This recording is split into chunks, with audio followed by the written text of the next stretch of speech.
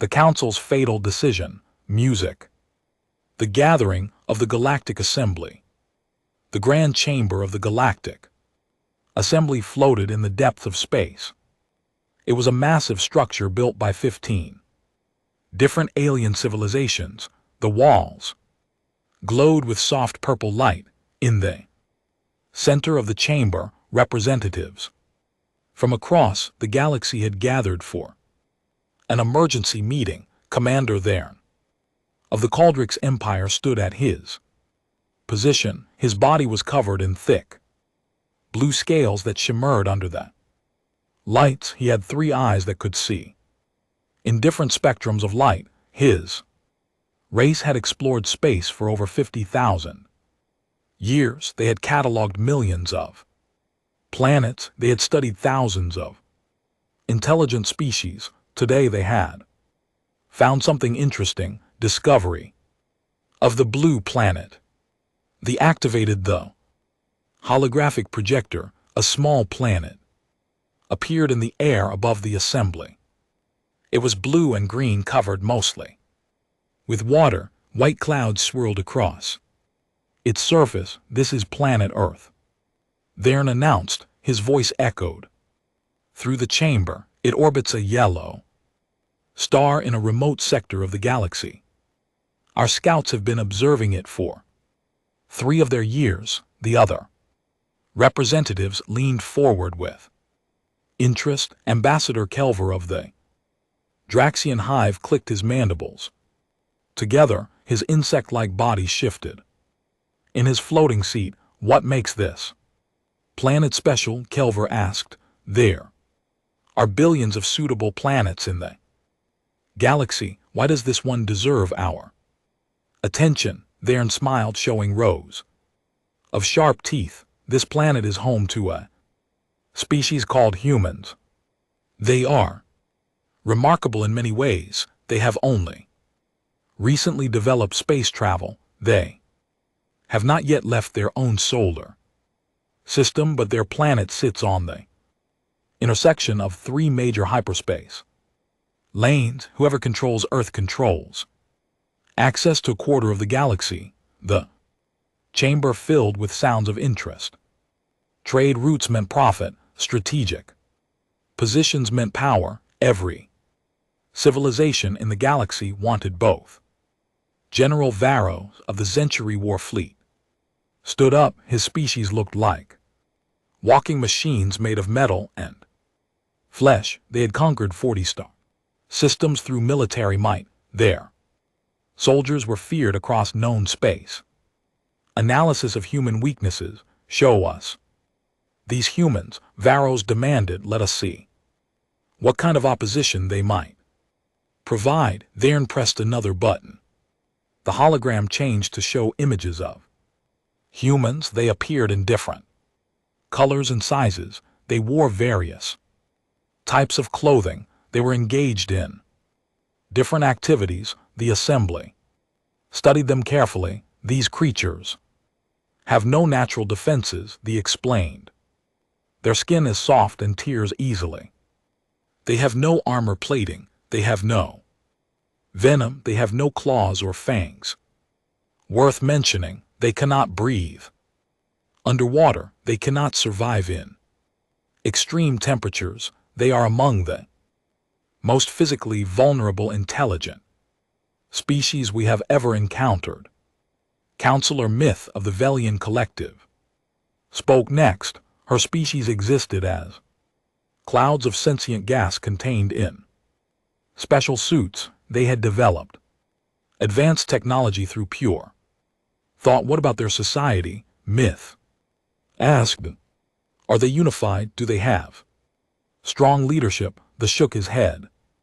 They are divided into nearly 200 separate nations. These nations fight among themselves constantly. They compete for resources. They argue over beliefs. They cannot agree on simple matters. In their entire history, they have never been truly united as one species. This makes them weak and easy to manipulate. The warning that was ignored. Elder Xiphon of the Ancient Preserve rose slowly from his seat. His species had lived for millions of years. They were among the oldest civilizations. In the galaxy, their knowledge was vast and deep. Ziphan's body was translucent, showing the energy that flowed through him. I have reviewed the data on these humans, Ziphan said. His voice was soft, but carried throughout the chamber. There is something in their history that concerns me. These humans have faced extinction many times. They have survived ice ages that covered their planet. They have survived diseases that killed half their population. They have survived wars that destroyed entire cities. Each time they have recovered and grown stronger. Varos laughed loudly. All species face challenges, the general said. All species think they are survivors, but when they face the might of a true military force, they all break the same way. I have seen it happen dozens of times. The nodded in agreement. Their weapons are primitive. Their fastest ships use chemical propulsion. They have no energy shields. They have no plasma cannons. Their most powerful weapons are nuclear bombs that would barely scratch our hull plating. Any one of our battleships could defeat their entire military. The vote for invasion. Ziphan's form flickered with concern. I still urge caution. There is something about humans that our data does not fully explain. They have a quality their researchers call determination or willpower. When faced with impossible situations, humans do not behave rationally. They do not surrender when they should. They do not give up even when defeat is certain. Calver made a dismissive gesture with his clawed appendage. That is just primitive stubbornness. All young species have it. They learn to be reasonable when they face superior force. We will teach these humans their place in the galaxy. The debate continued for several hours. Representatives argued about strategies and timelines. They discussed how to divide the planet's resources. They planned which territories each civilization would control. Finally, the vote was called. 14 civilizations voted to proceed with the invasion. Only Elder Ziphan and his people voted against it. The decision is made, Verne announced. We will assemble a joint fleet. We will establish orbital superiority. We will demand surrender. If they refuse, we will take the planet by force. This should take no more than 10 solar cycles. Preparing the armada, the assembly began to disperse. Representatives returned to their home worlds to prepare their forces. General Varos was especially pleased. His warriors would finally see real combat again. Commander Verne began coordinating the logistics. Ships needed to be assembled. Supply lines needed to be established. Soldiers needed to be mobilized. This would be the largest military operation in recent galactic history. Elder Ziphan remained in the chamber long after the others had left. He studied the hologram of Earth that still rotated slowly in the air. Something troubled him deeply. He had access to ancient records that the others did not. He had seen what happened when powerful civilizations underestimated their opponents. Thousands of years ago, his people had made a similar mistake. They had attacked a species they thought was weak. That species had surprised them. The war had cost millions of lives on both sides. His people had won eventually, but they had learned an important lesson. Never judge a species by their technology alone. Never assume weakness means defeat. Never corner a creature that has nothing left to lose. Xiphon tried to access more data about human psychology. He studied there. Entertainment and stories, he noticed. Patterns that disturbed him, humans told. Stories about ordinary people doing extraordinary things, they celebrated. Individuals who faced impossible odds. They honored those who refused to surrender even in death. Their mythology was filled with heroes who fought against gods and monsters. Their history was full of small groups defeating larger armies through cleverness and determination. Their culture seemed to glorify the struggle itself, not just victory. This was unusual. Most species valued safety and security. Most species avoided unnecessary risks. Most species surrendered when facing superior force. But human culture seemed to suggest they might behave differently. Xiphon sent one final message to the assembly. He warned them again about underestimating Earth. He urged them to reconsider the invasion. He suggested opening diplomatic relations instead. His message was ignored. The fleet was already being assembled at the edge of human space. The lesson humanity taught. First contact and human response. 3 months later, the invasion fleet arrived. At Earth, it was an impressive sight.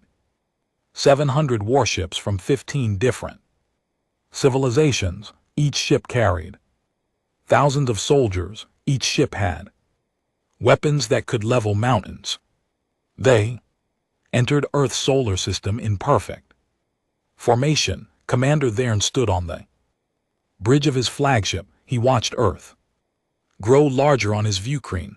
The planet looked peaceful and unaware. Their primitive sensors would have detected us by now, Thern said. They should be panicking. They should be preparing to surrender. His communications officer looked confused. Sir, we are receiving thousands of transmissions from the surface. They are not surrender offers. They appear to be mobilization orders. Thern felt a moment of surprise. He opened a channel to all human communication networks. His image appeared on every screen on Earth.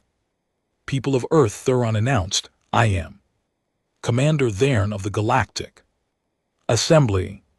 Your planet has been selected for incorporation into our alliance. You will surrender immediately. You will accept our authority. You will provide us with the resources we require. If you cooperate, your species will be allowed to survive under our guidance. If you resist, you will be destroyed. He waited for their response. He expected fear. He expected desperate negotiations. He expected surrender.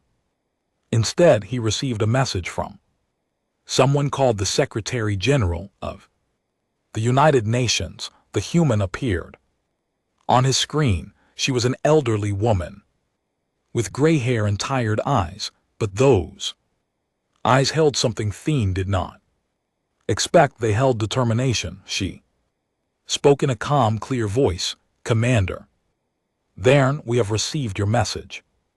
We have discussed your demands. We have reached a decision. The answer is no. Thern felt confusion. Perhaps the translation was incorrect. You refuse to surrender, he asked. You understand that we have 700 warships. You understand that your technology cannot match ours. The Secretary General nodded. We understand perfectly. We understand you. Think we are weak. We understand you. Think we will give up easily. We understand you have made a terrible mistake. The battle begins. The felt anger rising. You have 1 hour to reconsider, he said. After that we will begin bombardment. We will destroy your cities until you learn to obey. Secretary General's expression did not Change, Commander Thern, she said. Humanity has faced extinction before. We have survived ice ages and plagues. We have survived world wars and natural disasters. We have always endured. We have always adapted. We have always survived. You are not the first threat we have faced. You will not be the last. But you will regret attacking Earth. The communication ended. Thern stared at the blank screen in disbelief. This was not how primitive species were supposed to behave. They were supposed to recognize superior force. They were supposed to be rational. He gave the order to begin the invasion. Drop ships launched from the fleet. They carried soldiers and equipment toward the surface. General Varos led the first wave personally. His warriors were eager for battle. They expected quick victory. The dropships entered Earth's atmosphere. Below them they could see cities and forests and oceans.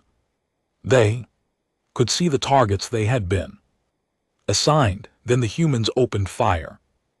Unexpected human resistance. Missiles streaked up from the surface. Thousands of them. They were primitive weapons using chemical propulsion, but there were so many. The first wave of missiles struck the dropships. Explosions filled the sky. Dozens of ships were destroyed before they could land. General Varos watched in shock as his forces took casualties. This was not supposed to happen. Their intelligence had said human weapons could not threaten their ships, but the missiles kept coming. Wave after wave, the humans had modified their weapons. They had worked day and night since detecting the alien fleet.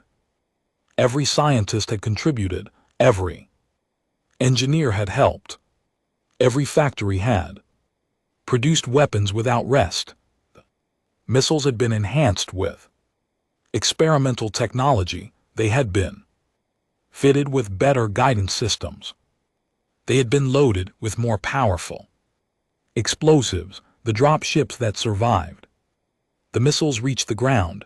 Varos and his warriors disembarked in what had been farmland outside a major city. They expected to see frightened humans running away. Instead they found prepared defenses. Trenches had been dug. Barricades had been erected. Artillery positions had been established, and humans waited with weapons ready. Open fire, Varos ordered. His soldiers raised their plasma rifles. Energy bolts tore through the human defenses. Buildings exploded. Vehicles were vaporized. Humans fell by the dozens, but they did not run.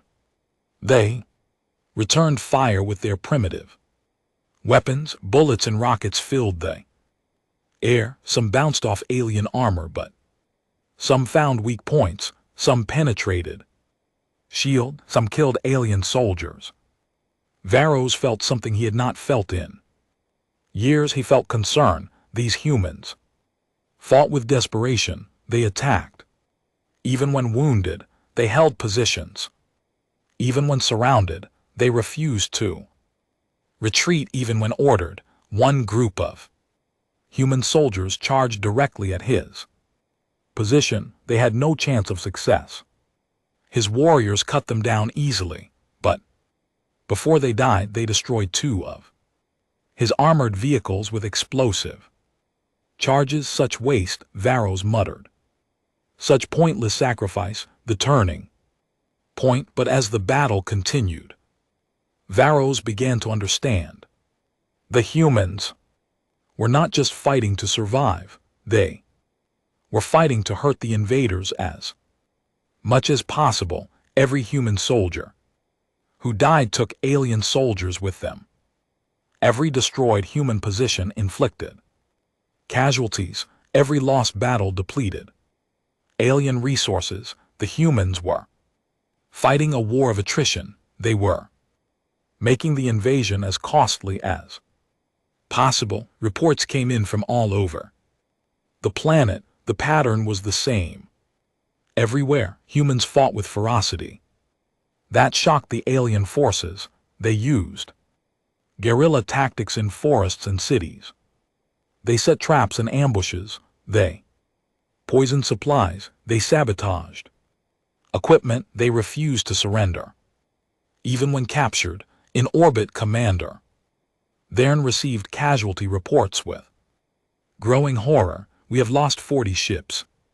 His officer reported, we have lost 20,000 soldiers. We have secured only 3 major cities. The humans are fighting for every building, every street, every room. They could not believe what he was hearing. This was supposed to be easy. This was supposed to be quick. How are they doing this? He demanded. Their weapons are inferior.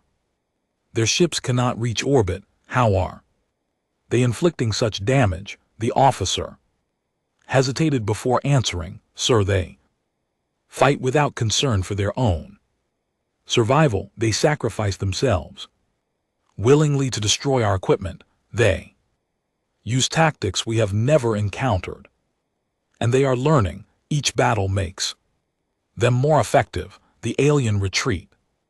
Days turned into weeks. The invasion bogged down. For every city the aliens captured, they paid in blood.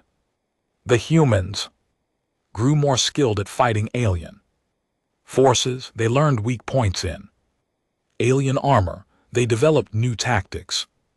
They shared information instantly across their global communication networks. General Varro stood in the ruins of a human city. His forces had finally conquered. It had taken 2 weeks. He had lost 5,000 warriors. The city was destroyed, but the humans who had defended it had fought to the last person. One wounded human soldier lay nearby. Varros approached him. The human was young. He could barely breathe. You would die soon. What? Varros asked. Why do you fight so hard? You cannot win. Your planet will fall eventually. The human smiled through bloody teeth. Maybe, he whispered, but you will remember us. You will remember Earth. You will remember that humans do not surrender. Every alien race you meet will hear what happened here. They will hear how you invaded a primitive planet and bled for every inch. The human died.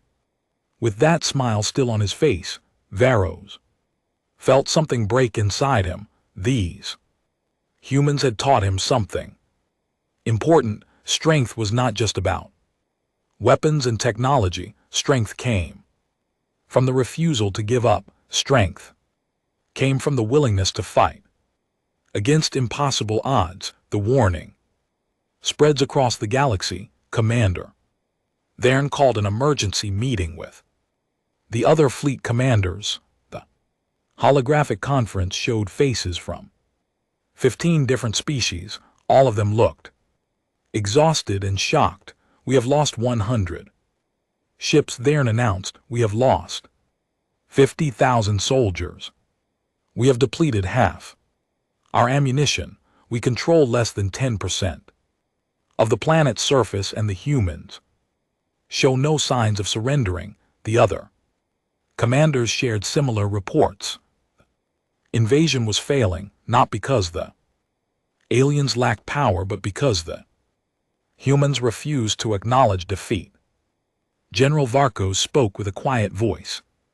That surprised everyone. I recommend we withdraw. The other commanders stared at him in shock. Varros had never suggested retreat in his entire career. These humans cannot be conquered, Varros explained. Not like this, not with conventional invasion. They will fight until every last one of them is dead. And they will take so many of us with them that victory becomes meaningless. We could destroy their planet from orbit, but that would waste the resources we came for. We could continue the ground war, but we will lose hundreds of thousands more soldiers. The Humans have taught us something. They have taught us that some species cannot be conquered, they can only be destroyed, and destruction serves no purpose. The vote was taken. It was unanimous. The fleet would withdraw. Before they left, Verne sent one final message to Earth. The Secretary General appeared on his screen. She looked tired, but defiant. "We are withdrawing forces," Verne said. "Your species has proven too costly to conquer." The Secretary General nodded. "Good, leave. Our system never return." The felt compelled to ask one question. "Oh, how did you resist when you had no chance?" The Secretary General smiled. "Because we are human, because we would rather die free than live as slaves, because surrender is not in our nature. You came here thinking we were weak. You learn the truth. Humanity does not give up." The alien fleet departed. They left behind wrecked ships and thousands of dead. The humans had won, not through superior technology, not through military might, but through sheer determination and refusal to surrender. Elder Xiphon received the reports with sadness but no surprise. He had tried to warn them. He had tried to explain. Now the word spread across the galaxy. 15 different civilizations told the story. They warned other species about the humans of Earth. Never attack them. Never invade their world. Never underestimate their determination. The humans are weak in body but unbreakable in spirit. They are primitive in technology but advanced in courage. They cannot be conquered. They can only be destroyed, and destroying them costs too much. The warning echoed across the galaxy. Earth became known as the planet that refused to fall. Humanity became known as the species that could not be broken. Other civilizations approached Earth with caution and respect. They offered trade instead of threats. They offered friendship instead of conquest. And humans, having proven their strength, were ready to take their place among the stars, not as victims, not as subjects, but as equals who had earned their position through blood and determination. The galaxy had learned an important lesson. Never attack the humans. Face their wrath, and survival becomes impossible. The end.